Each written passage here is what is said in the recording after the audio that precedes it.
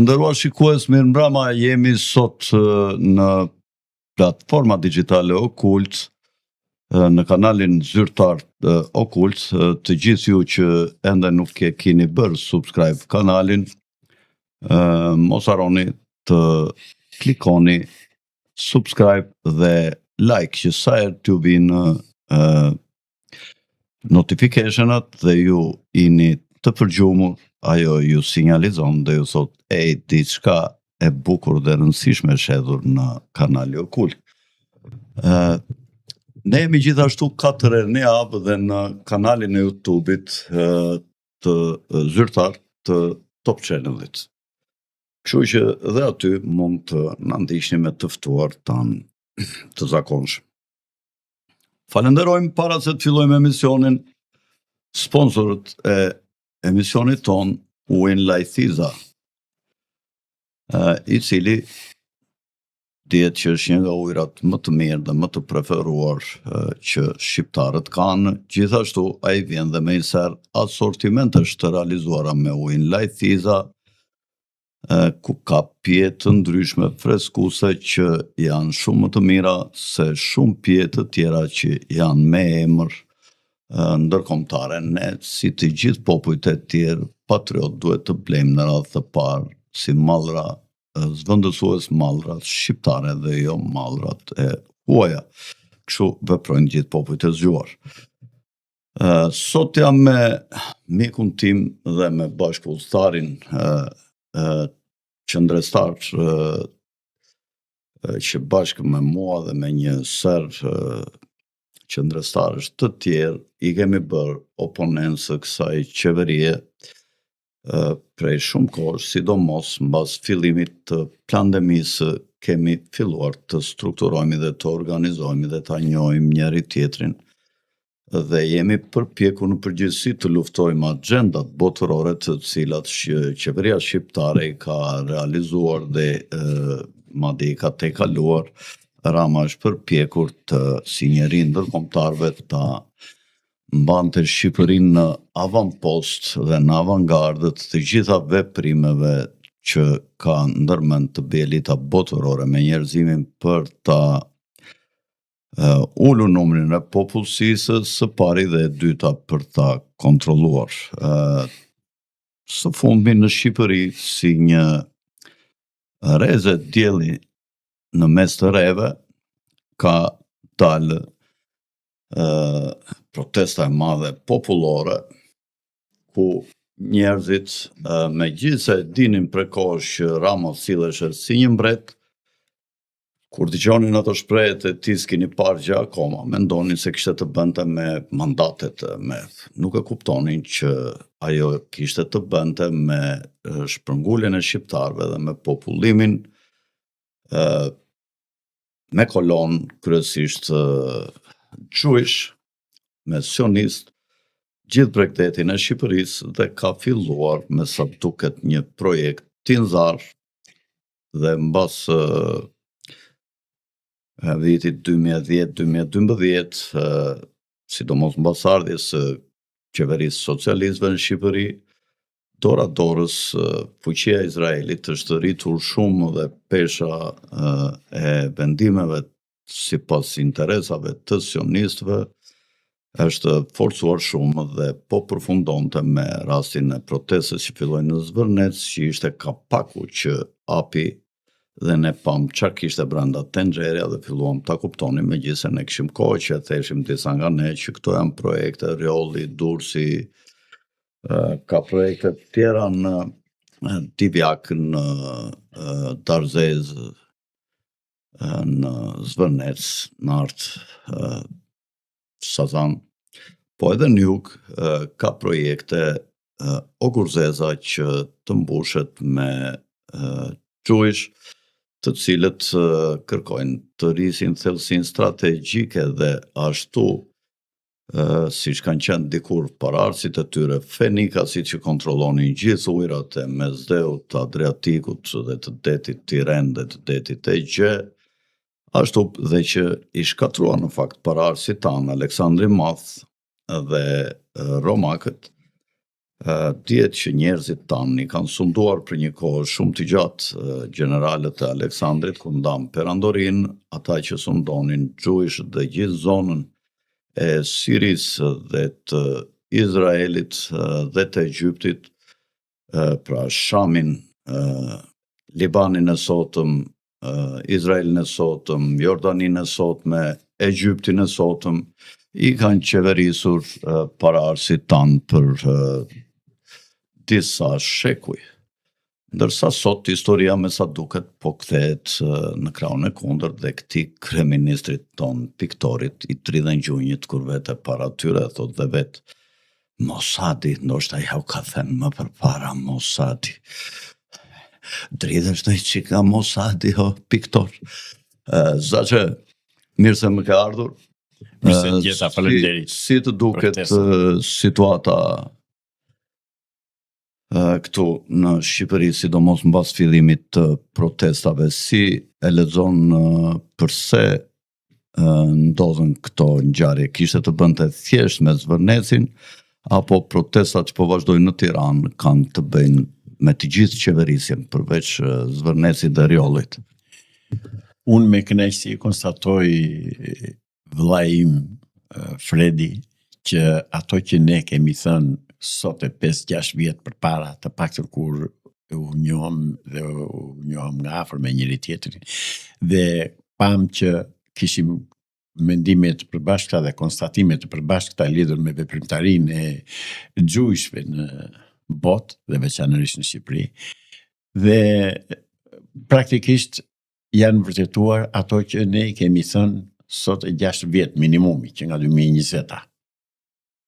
Qoftë vaksinimi kriminal që ishtë bërë botës dhe që u vërtetua shkencërisht dhe pranuan dhe vetë që ishte veprim i gabuar, por që kanë ikur miliona jetë njerëzish, edhe vim tek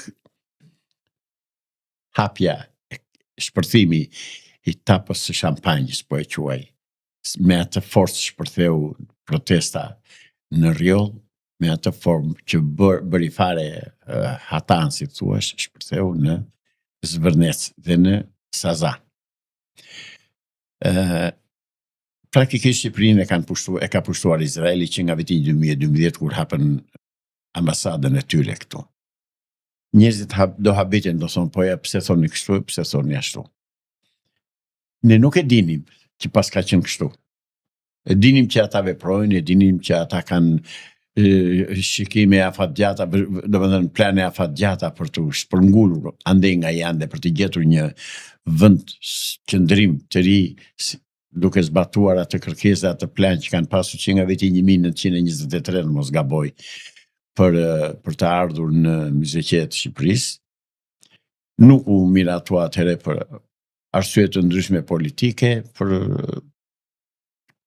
këmbguljen e qeverive shqiptare dhe u vërtetua dhe nga një dokument që u zbulua kohët e fundit nga konsullata jonë në Vjenë, nëpërmjet të cilës mbreti Zog dhe qeveria e atëhershme e Shqipërisë kishte kundërshtuar në mënyrë absolute futjen e kolonëve që fut në Shqipëri. Mirë po që futut janë një popull që nuk e qenë dorë nga objektivat e tyre, duke qenë dhe se kanë edhe atë gurin dhe arën në dorë, pasi kanë pasurit më të mëdha të botës janë ata që i kanë në dorë, dhe nëpërmjet paras ata arrini dhe bëjnë gjithçka. Zvërneci ishte bërë në fshehtësi të jashtëzakonshme nga ky kujslingu ynë, që aktualisht është akoma në pozicionin detyrën e kryeministrit, por që me ndihmën e bajonetave izraelite do vazhdoj të rrinë pushtet.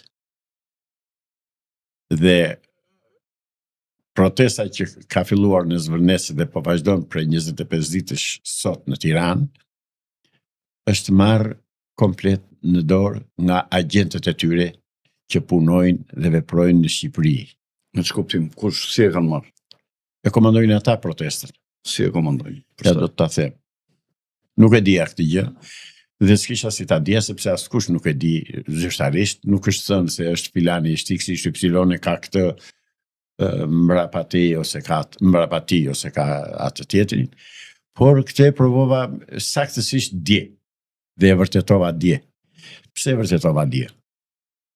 Unë dje isha ullur në ato karike që kanë aty ku është mikrofoni, përballë asaj shkallës që ngrihen njerëzit që flasin në mikrofon, 6-7 metra larg kështu, edhe po shikoja. Ndërkohë, po merresha me telefonin, po shikoja çka kisha në telefon, njoftime, mesazhe, siç bëjmë të tërë. Vjen një nga ata banditët, po i quaj kështu, se ata janë bandit, dhe më thot, ngreu se nuk ke vend këtu ti. Nuk ka vend për ty këtu. Tash kush je ti, zotëri? Dhe në emër të kujt më flet? Se në emër të kujt të flasta do ta marrësh vesh vonë apo çau dhe çdo ku që këtej tha mos të shoh këtu. Zotëri thash unë nuk të njoh ty dhe nuk marr urdhra prej teje dhe kujdes komplet me mua, thash. Ashtu tha, një të bërë një shenjë me kokë dhe erdhe një 5-6 nga ata që kishte me vete aty. Edhe ky tentoi që të më mirte telefonin. Ky person quhet Ilir Dedja, nga thonë që është nga Lopësit e Pelenës, në mos gaboj do tjetë o nga Dhëmblani, o nga Mato Asanajt. Një njeri që thuhet se punon në Angli, po nuk thuhet se ku i paguan sigurime shoqërore, ku i paguan taksat, me që biznes merret, absolutisht asnjë.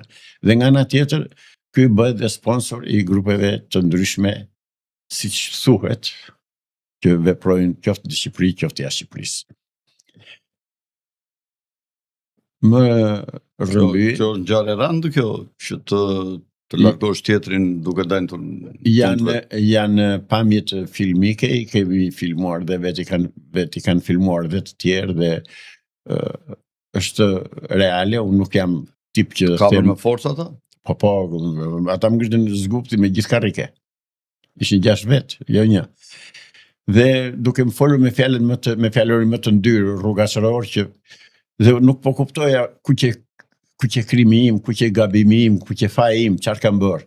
Mirë po i rash mendjes, pastaj u kujtova që para, do të thënë, në dita e 7-8 në mos gaboj e protestave, unë fola në mikrofon dhe denoncova aferën që ka bërë Edi Rama me shtetin e Izraelit. Dhe thash, pas gjithë këtij krimi dhe pas gjithë kësaj katrahure, vjedhje masive ose faljeve masive të pronave të tokave në Zvërnez dhe në Sazan, nuk qëndron as vajzë Trumpit, as Kushneri.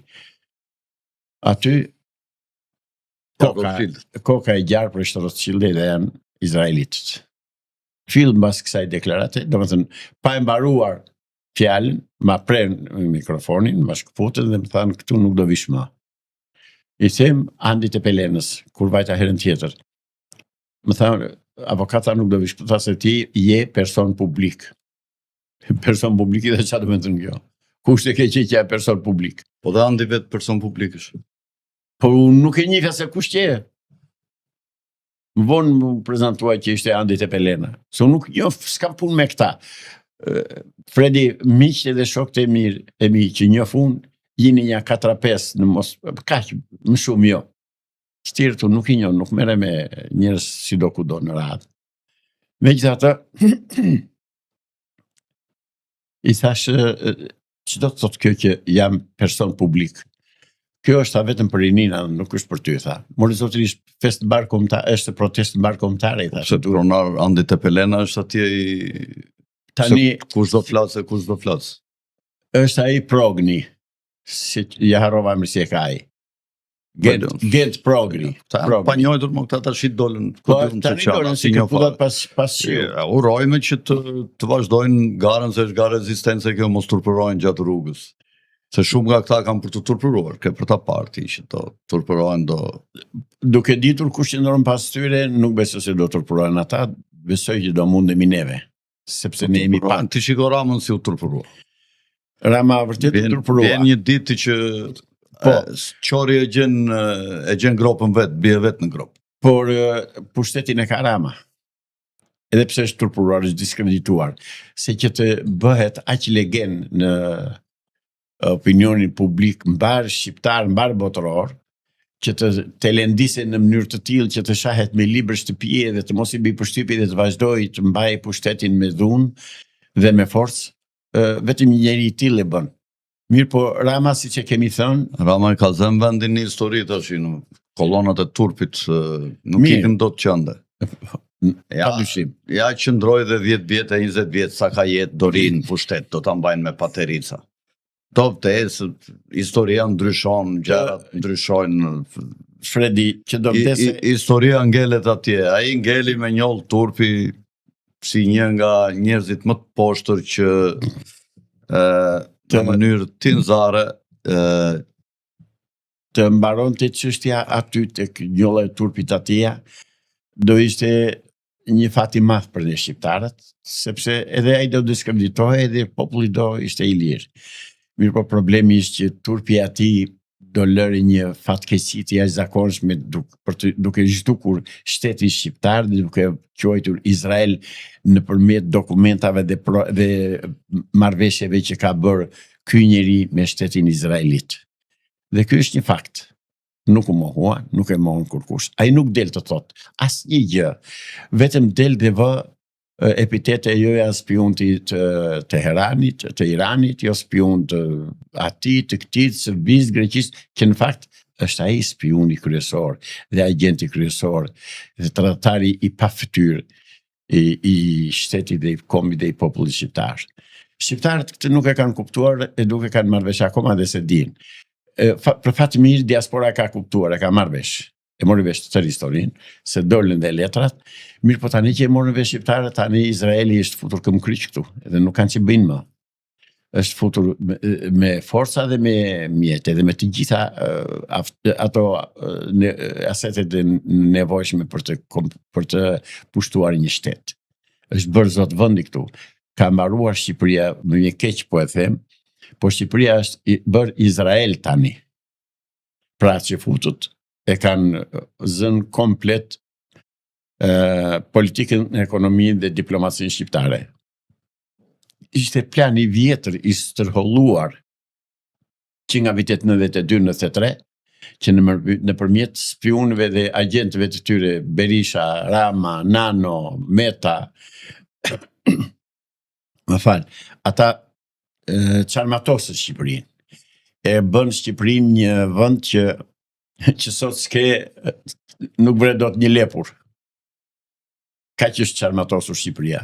Dhe duke qenë çarmatosur dhe punuar në mënyrë sistematike për ta çarmatosur, Izraeli e ka rrugën fare të hapur, të lirë.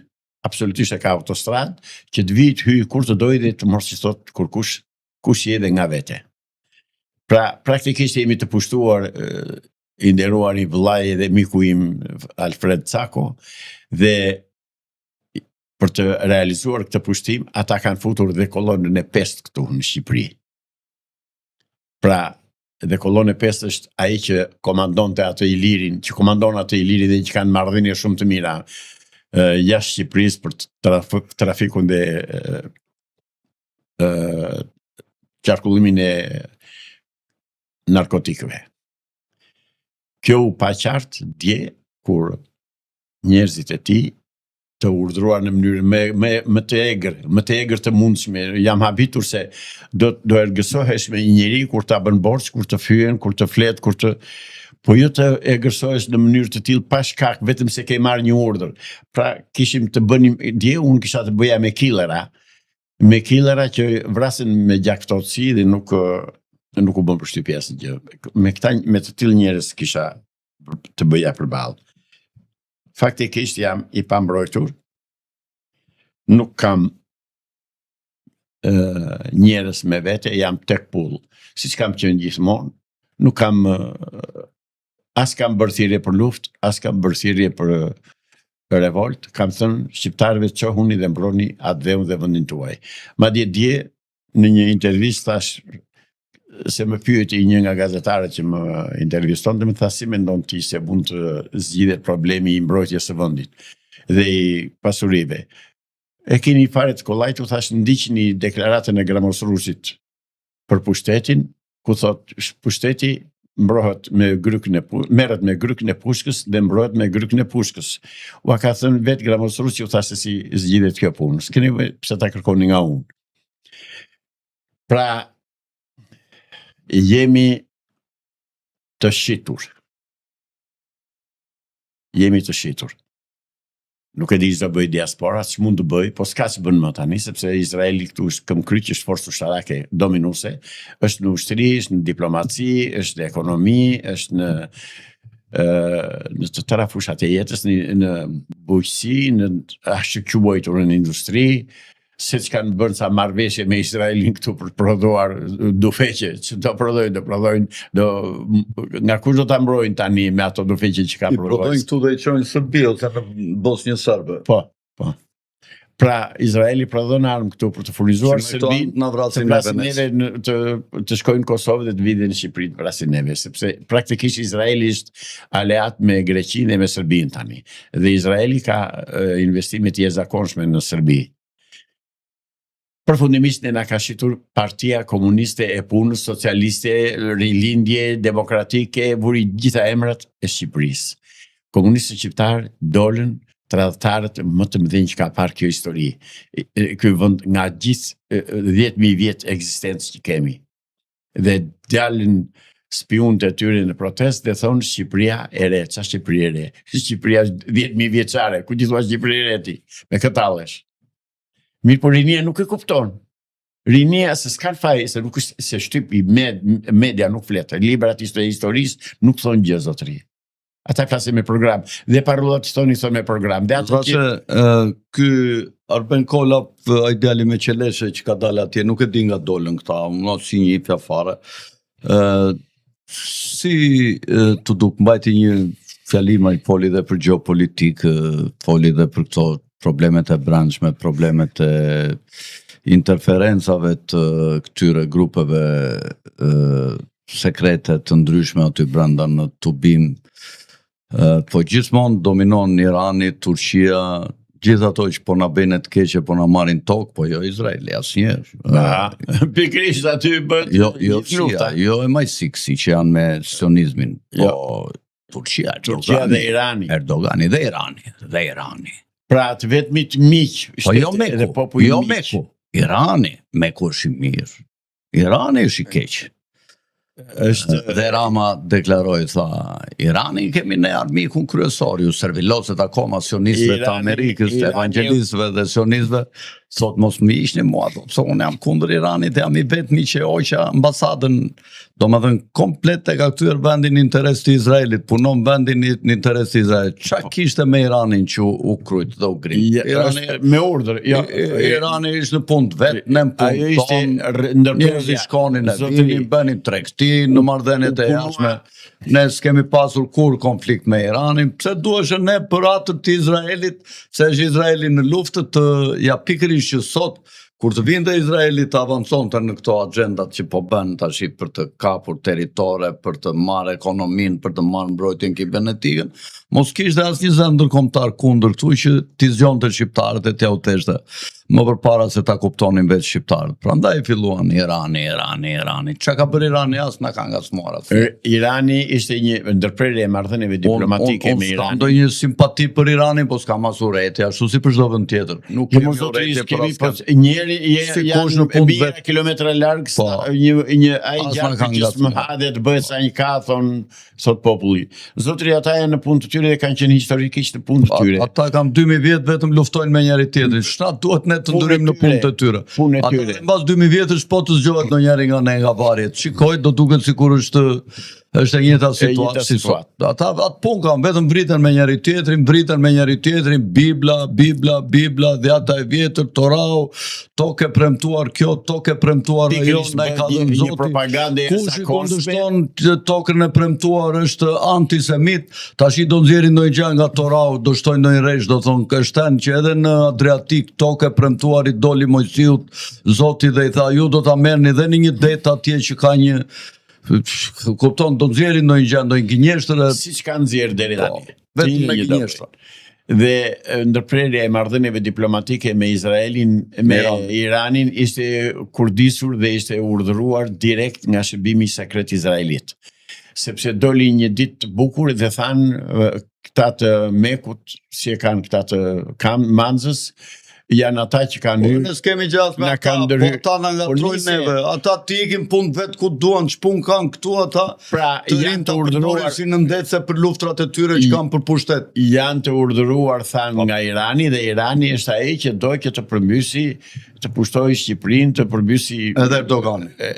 Edhe Erdogani. Edhe janë Benkola, Hizbullahi, duke quajtur dhe Shiku që kontrollohet nga Mossadi, na ka thënë ne që keni kujdes. Benkola i kujt i shërben? Ose ua ka thënë shqiptarëve kujt i shërben? Ata unë se di. As unë se di. Po për ngrëpyetje, në thebë, kujt i shërben ai? Mua se kur ishim unë me sa e njoh dhe kështu, më kanë thënë fjalë të mira që është një njeri, një djalë i mirë, një nacionalist patriot, ata që e njohin.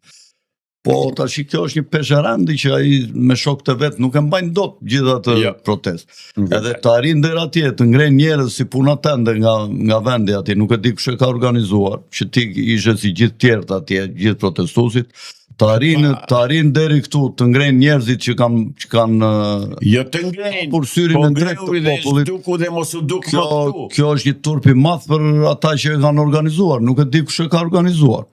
E mendojnë ata ndonjëherë që po të organizojmë ne të gjithë të bëjnë gabime të këtilla dhe me të tjera ata kundër intelektualëve që kanë qenë zemra. E di që ne jemi të mbaruar. Se ku përfundojnë pastaj?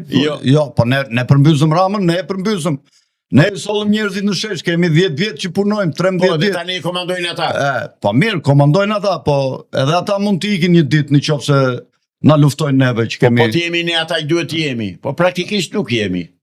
Se me veprimin që bën ata dje ndaj meje, e gjithë protesta duhet ishte ngritur në këmbë. E gjithë protesta. Sepse njerëzit si reaguan atje?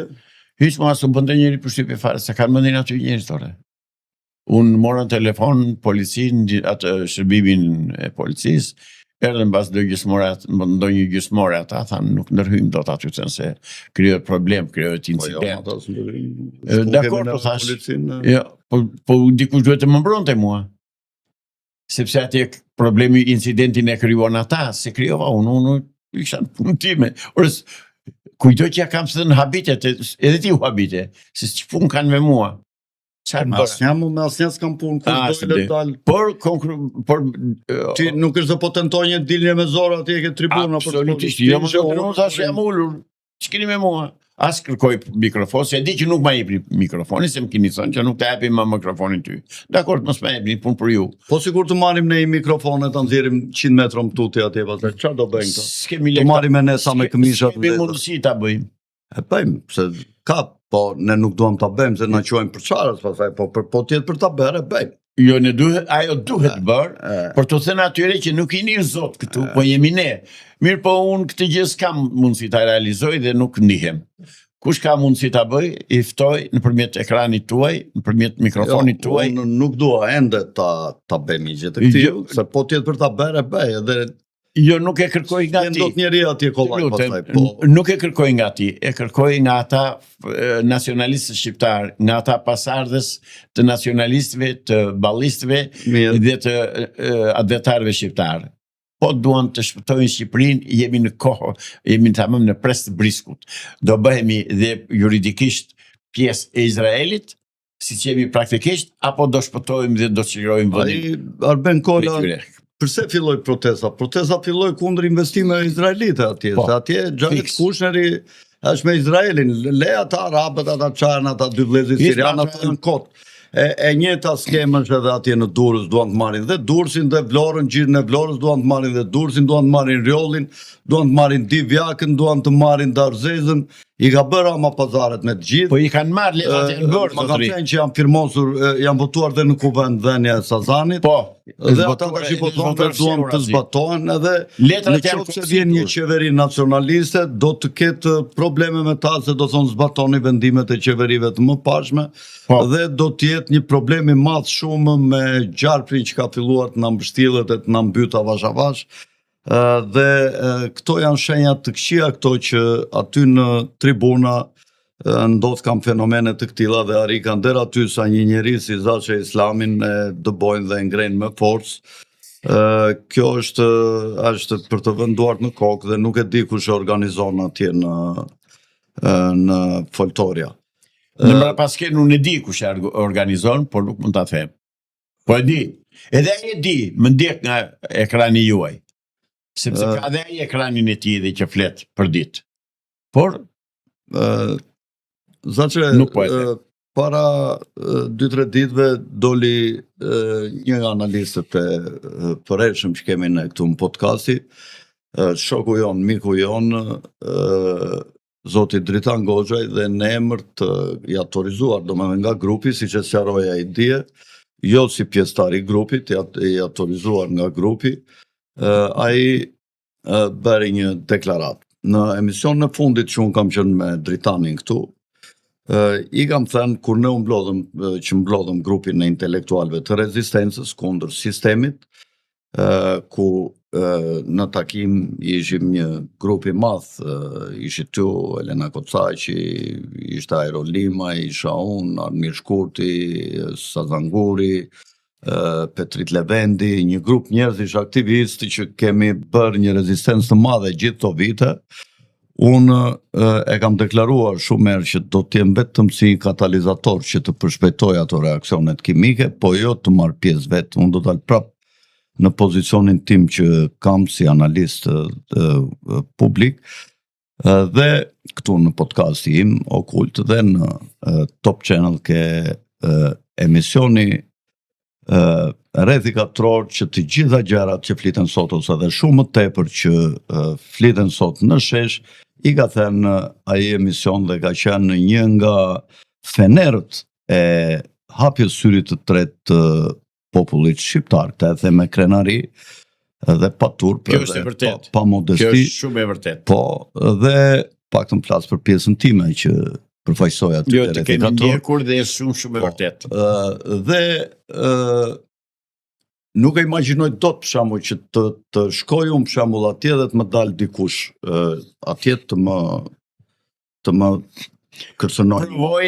Po ndodhi ajo, do të thotë që atje ata janë gjithë kot dhe çdo gjë është kthyer falso, dhe mirë Shqipëria në dorë të kujt do bjerë nëse ata nuk lënë njerëzit e rezistencës dalin të flasin. Provoj dhe shto të flasë që kundër Izraelit dhe do shohësh. Unë Dritanit debatuam këtu, ai ishte këtu ku jam unë dhe unë isha aty ku je ti, dhe i thash që ai grupi atje nuk duhet lënë i pa kontrolluar dhe të mbaj frerët, se nuk i dim kush janë. Nuk i dim, si njohim. Po, çfarë tha? Si njohim. Sepse Dritani kishte një lloj marrëdhëniesh me ta, nuk e di, jo, do t'ju lëm kohë të organizojnë, të bëjnë. Unë i thash që ata duhet të dërgojnë disa përfaqësues, do jenë në minorancë, dhe duhet vinë në grupin e intelektualëve që kanë dhënë kontribut dhe që janë të sprovuar edhe që e kanë pësuar në kurrizin e tyre kërbaçin e rezistencës nga ana e qeverisë, që janë bllokuar në të gjitha drejtimet, në biznese, në punësimet, në administratë, në familje, kudo i kanë qeveria është sjell me ashpërsi kundër tyre, dhe këta buzëqumësh tash dhe të panjohur nuk mundet me mekanizma ekstra të dukshëm, pra të pa dukshëm, të kontrollojnë atje narrativën e të kontrollojnë. Rebelimi filloi sepse sionistët kërkonin të merrnin Zvërnecin dhe Sazanin. Dhe parullat kryesore kanë qenë Shqipëria nuk shitet dhe Shqipëria shqiptarëve vdekje tradhtarëve. Sot nuk shikojmë, edhe ditën e shtunë Shqipëria nuk shitet, është zhdukur. Pse nuk del me parulla Shqipëria nuk shitet, nuk është në shitje? Janë ata që komandojnë dhe shqip dhe anglisht. Po ja u bëj këtë pyetje. Pse nuk është parulla Shqipëria nuk shitet? Për këtë ka filluar protesta dhe për këtë vetëm kur të realizohet kjo do mbarojnë protestat në Shqipëri. Ose ne do vdesim si komp edhe të përfitojnë në një përfitim ekonomik ose pushtet ata që janë atje në tribun dhe ata që mbrojnë qeverisjes Rama, që edhe kur të vdesin në qoftë se e bën një gjë të tillë, eshtrat në varë do t'ju lëvizin nga Zoti, nga Krijuesi, edhe Zoti do t'i vjell, do t'i nxjerr nga vari. Në qoftë se ata punojnë për agjendat anti-shqiptare. Unë këtë po ja u them dhe do ikin të turpëruar nga politika në qoftë se nuk punojnë për parullën kryesore që filloi protesta. Shqipëria nuk shitet, atë dhe unë në rrezik. Dhe Shqipëria e shqiptarve vdekje tradhtarve, jo Shqipëria e shqiptarve, jo e pushtetarve. Atje shumica që janë nacionalist dhe çdo nacionalizëm, maja apogeu të nacionalizmit shqiptar është balli kombëtar. Dhe ata që nuk i fshihen parullave të mëdha që ka hedhur Mithat Frashi, djali Abdyl Frashit që krijoi lidhjet shqiptare të Prizrenit, e thonë Shqipëria e shqiptarve, jo e pushtetarëve, jo e pushtetarëve, jo e tradhtarëve. Le t'jenë edhe pa pushtet të dukshëm ata që kontrollojnë jetën e vendit tonë. Para se të vazhdoj ka dhe lajme të mira, është Alpsigu, kompania e sigurimeve me mbi 20 vite përvojë në treg dhe fokusuar në ofrimin e zgjidhjeve për individë dhe biznese. Të gjithë ju që keni provuar të keni punë me Alpsigun, sigurisht i keni zgjidhur gjërat shumë shpejt. Siguroni pronën, makinën ose jetën tuaj tek Alpsig. Faleminderit Alpsig. Zaqe, si të duk kjo dalja? Ky dritani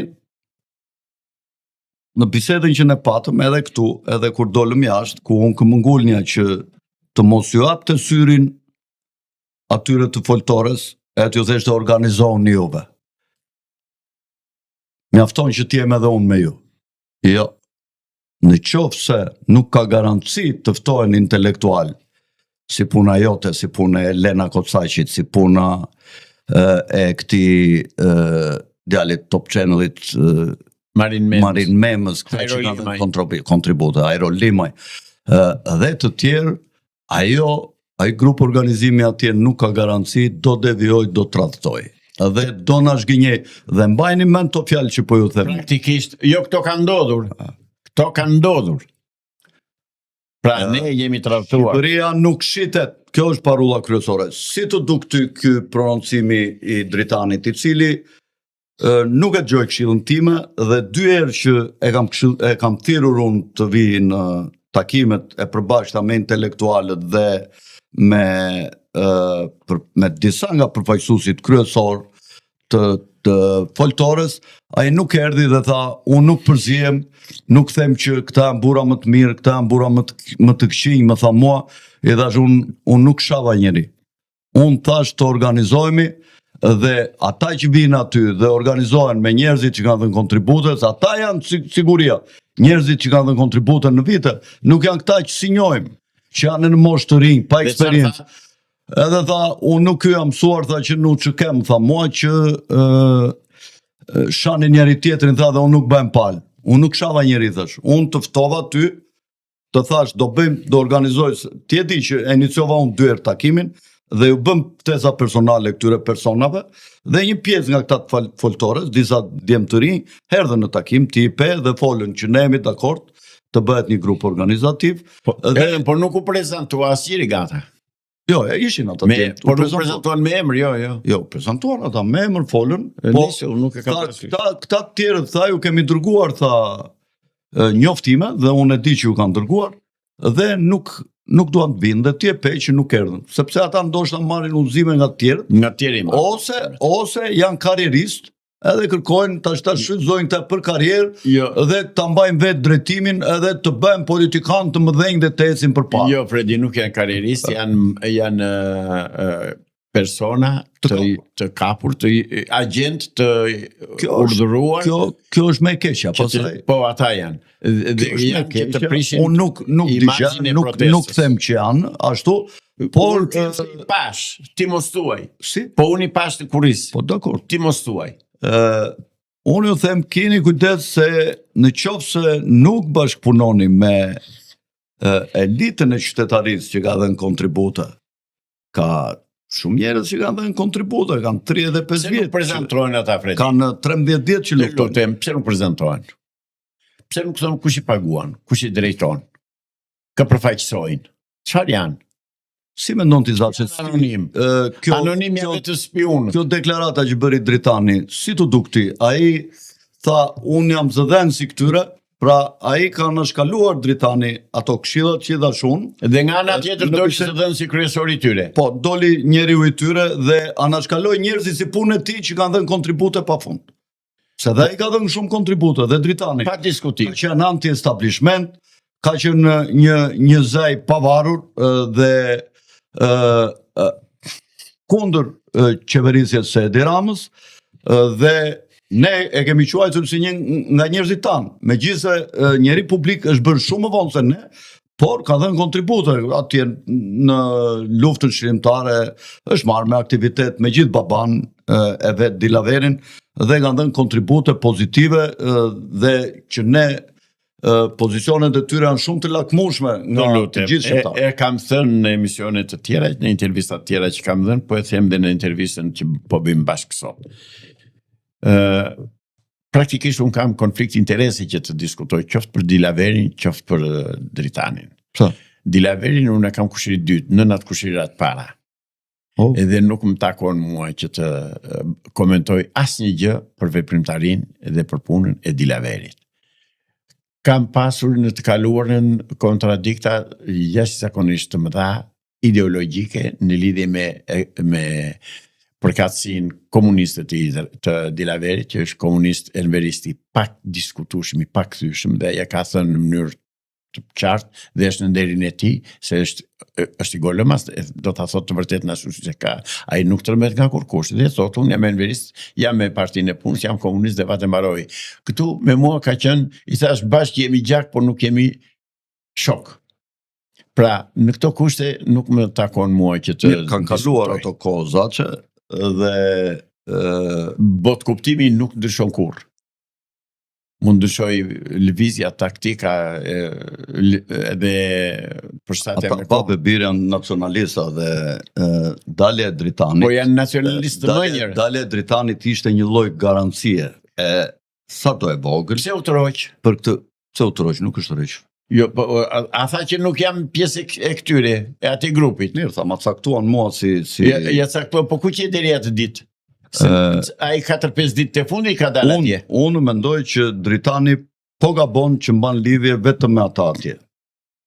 Thua ja ishte mos më takon. Jo, ja kam thënë këtu edhe javën e parë. Shumë mirë ka thënë. Po su bashkua grupi intelektualëve të rezistencës, të sprovuar me potencial intelektual, të sprovuar në të gjitha fushat që ata përfaqësojnë, me këtë grup të vogël që këta dojen në minorancë, dhe grupi intelektualëve do komandoje atje, lëvizja nuk ka garanci dhe mund të devijoj. Dritani nuk e kam ndjekur në komente. Dritani dori me ata edhe jo me ata dori nuk i këndo do t'ju bëj atyre ka marrur të ri me ata, po ta them unë. Po mirë, unë nuk besoj që Dritani merr urdhër nga njeri, po e ka gabim në qoftë se ri vetëm me ata dhe trafton miqtë e vet, kolegët e vet që të informojnë që dëgjuesit tuaj.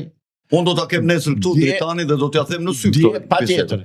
T'ja thuash dhe do na dëgjoj dhe t'ja thuash. Zotëri, dje kur unë i thash, më thuaj si e quajnë atë zotërin, atë Iliri si e ka mbi emrin atë që më sulmoi mua dhe ti thuash Dritanit. Jo, i thash unë, të lutem. I thash Dritanit, si e quajnë atë, dhe jo thamë atë ishte Dritani atje? Po, a ishte njeriu im, tha. U prezentuam bashkë Dritani, thash. Dhe i ka. Ishte Dritani atje kur ndodhi ngjarja? Po, mor ishte atje. Se nuk më leta sqarohet deri në fund me themel çështjen. Se duhet që të sqarohet me themel që qytetarët kuptojnë se ku po vete protesta dhe kush. Edhe Dritani tha që ata janë miqtë e mi. Po, ai tha është njeriu im, tha mos më thuaj mos ai kësa di unë atë punë, tha. Ori thash më sulmoi. Më ktheu krahët edhe iku në mënyrën më agresive, të mundshme. Kjo që nga lajmi i keq. Po ti s'më leta çoja deri në fund. Po jo, unë pa kam lënë fjalën, ti tash je me pinca në dorë. Jo, se kam për me pinca, jo, të lutem, mos më thuaj fjalën me pinca, unë jam i hapur. dhe u bë gjëra emrin që kanë. Unë drejtanin e kam vlerësuar në komente që bën tek në TV-ja lidhur me luftën Amerik-Iran. Dhe ka parë që bëhet sa analiza në aspektin, në këndvështrimin usharak, me të vërtet të mira dhe të pjekura. Dhe shumë afër realitetit. Aq sa mund të jemi të tërë afër atij realiteti kur jemi mijëra kilometra larg. Por dje ai mbajti qëndrim jashtëzakonisht negativ, regresiv, armiqësor do them ndaj meje. Jo negativ, qëndrim armiqësor. Do me thënë bëri jo nga ana e të qenit njeriu im në kuptimin e fisnor dhe të gjakut. Po thjesht për të duke qenë se kishte përballë një veprimtar, një aktivist të njohur në Shqipëri dhe jashtë Shqipërisë dhe duhet të mos mbante atë qëndrim, po të moshuar. Po të më thoshte, ti papaja ti 80 vjeç, si mund një mosh kam me Tiatin, bile jati më i vogël nga unë. Në qoftë se do të kishte thënë që unë s'kam dikim ke ata është tjetër gjë, po prapë duhet ndrynte të mbronte ty. Patjetër, jo. Edhe qoftë se si një. Jo vetëm që s'më mbroj, po mbrojti ata dhe i mbështeti dhe iku i mori me vete, u larguan andes, nuk më kthyen më asnjë lloj përgjigje. Zotëri, do ta pyes nesër drejtanin. Do ta pyesësh dhe do t'i thuash pse ke dhënë këtë përgjigje zasjes? Dhe të ta thot, ose vetëm thot mua që s'kam thënë kështu. Në qoftë se e bën Asha, do të se nuk e di se si është e vërteta, do të marr në Skype, nesër mbaj telefonin hapur rreth orës 11:30. Pa diskutim. Kur të bëj regjistrimin. Okej. Dhe kështu ka vepruar Dritani. Unë nuk isha ndërmend të flisja në media për këtë sepse bile mund t'i bëj regjia tash një telefon edhe ta fut 2 minuta në Skype. Regjia mund t'i bëni një telefon Dritanit? Nesër ti Zaçi do ta mbash telefonin hapur. Unë hapur e kam 24 orë, 24. Hapur e kam unë. Dhe nëse ai ka bërë një veprim të tillë, është veprim shumë i turpshëm. Unë të them që tani me përgjegjësi morale, qytetare dhe për karakterin që ka Zaçi Islami që njihet botërisht se cili është, se unë kam të meta sa të duash, po kam një të mirë të shkëlqyer, nuk gënjej kur. Një dhe nuk trembem, u bën këto dy gjëra kam. Nuk kam frikë dhe nuk gënjej. Pastaj gabime kam si gjithë njerëzit e tjerë. Zotëri, mbajti këtë qëndrim që ta them. Zaçi, këto ditë të javë ta ndryshojmë çik temën e bisedës. Më trishtove me këto që më the atje dhe që unë po i ndjek ata dhe shikoja që drejt saj po shkonte, se shikoj narrativën që s'të lën të thuash të vërtetën atje, që Shqipërinë po e pushtojnë kolonët izraelit. Kjo duhet të jetë thembra, pastaj parullat që dalin ato çupkat e vogla. E duam Azeun, kemi ardhur nga Suedia me calule, e duam, ju fuq, ju kam në zemër. Nuk kam vlerë ato. Po pra, pse duan rinin atje dhe të rinj fare? Se i manipulojnë. Para ca ditësh Bashkimi Evropian votoi me 418 vota kundër 218 vota për largimin e emigrantëve të paligjshëm nga Bashkimi Evropian filloi të kundërvjet planit Kalergji pasi u përmbyt mirë me të huaj, me racat tjera.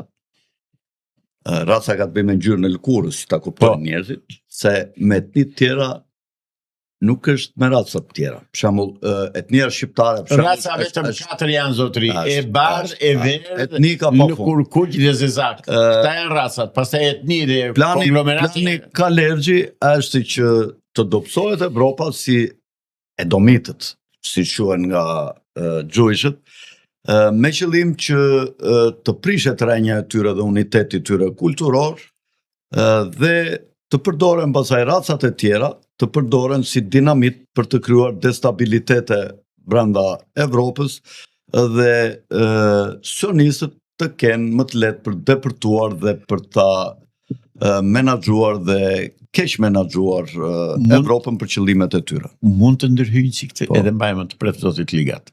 Dëgjoj. Në proces verbalet, protokollet e pleqësisë sioniste thot thonë kështu, armiku më i madh joni thonë është feja e krishterë sepse është feja e organizuar. Pra kanë një kryetar i cili jep urdhët dhe mund t'i dëmtoj.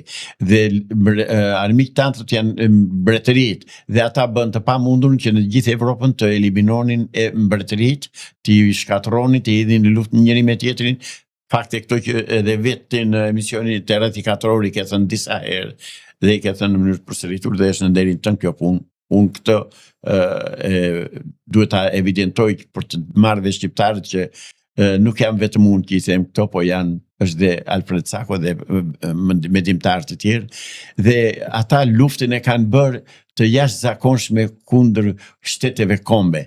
Dhe nëse ju kujtohet, kur u bën vaksinat, që dhanë urdhë të bëshin vaksinat, thash, kam bërë një deklarat të tillë, kam thënë, ata do ta kenë shumë kollaj për t'i detyruar popujt e botës për t'u vaksinuar, siç janë Amerikat, Angli, Amerikat, Kanadaja, Australia, Zelandere, por do kenë vështirësi të jashtëzakonshme, thash, në shtetet kombe, sepse shtetet kombe, siç janë shtetet e Evropës, Francë, Ballkani e tjera, janë të lidhur popujt me njerëzit me njëri tjetrin, do ta duan, do ta mbështesin. Në Bullgari as 15% nuk janë vaksinuar. Dhe edhe në Shqipëri ndoshta më pak se 50% për shkak të punës tonë që punuam dhe i sqaruam njerëzit. Edhe sot na falderojnë dhe na kapin për mëngje dhe thonë hajde të pim një kafe se më ke shpëtuar. Pra, po disa pasaj na kapin për mëngje, na nxjerrin jashtë, thonë mos rini këtu. Po, mos rini këtu. Pra këta janë shqiptarë. Kur ata që janë në shesh, kemi ndikuar shumë dhe ne që ata t'jenë atje, sepse i kemi hapur mendjen dhe i kemi bërë, edhe unë me shtëpinë botuese që në vitin 2006, vazhdimisht me librat që kanë botuar pa fund, rreth 250 tituj, ju kemi hapur mendjen atyre që kanë lexuar dhe që janë ata sot që janë zembereku dhe zemra e sheshit atje që Gumzhin. Dhe puna e shumë njerëzve si puna jonë, kështu që kanë punuar gjithë këto vite. Zaçe nga regjia po më bëjnë shenjë për ta mbyllur, sepse erdhi fundi i emisionit. Të falenderoj për bisedën që bëmë. Jemi pritur sa herë të ketë probleme ndryshme për të folur.